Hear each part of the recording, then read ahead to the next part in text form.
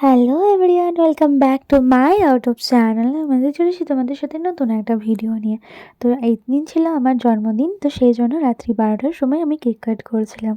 তো তারপরে দেখতে দেখতে সকালে হয়ে যায়। তারপরে সকালবেলায় ঠাকুরের পুজো করে দিনটা শুরু করেছিলাম আমি। তারপরে আর কি স্নান টান করে একটুখানি ক্রিম মেখে নিলাম সকালবেলায়, ড্রাই ক্রিমটা।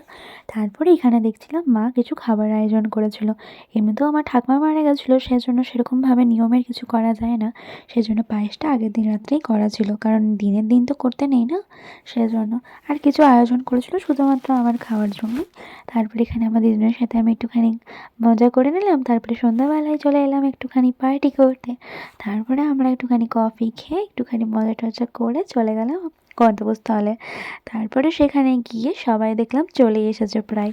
তো তারপরে আর কি কেকও চলে এসেছিলো, তো কেকটা কাট করে নিলাম আমরা সবাই মিলে, খুব মজা করলাম। বার্থডের দিনটা খুব ভালো ছিল, এক্সপেক্ট করিনি যে এতটা ভালোভাবে বার্থডেটা যাবে। বাট হ্যাঁ, সবার সাথে মিশে বেশ ভালোই গেছিলো বার্থডের দিনটা। ফ্রেন্ডসদের সাথে গিয়ে গল্প করে আড্ডা মেরে বেশ দিনটা খুব সুন্দরভাবেই কাটিয়েছিলাম। আর আমি খুব হ্যাপিও ছিলাম দিনটাতে।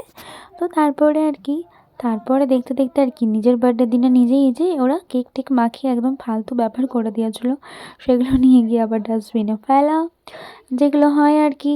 আমার বার্থডের দিনে আমাকে খেটে মরতে হচ্ছিলো। তারপরে কিছু স্টার্টার অর্ডার দিয়ে সেগুলো খেয়ে তারপরে চলে গেছিলাম সোজা মেন কোর্সে। তো যাই হোক, সাথে একটু কোল্ড ড্রিঙ্কসও খেয়ে নিয়েছিলাম, কারণ গলা না ভেজালে কী হয়। তারপরে মেন কোর্সটা খেয়ে সবাই মিলে একটুখানি গল্প আড্ডা দিয়ে আজকের দিনটা সুন্দরভাবে কাটিয়ে চলে এসেছিলাম বাড়িতে।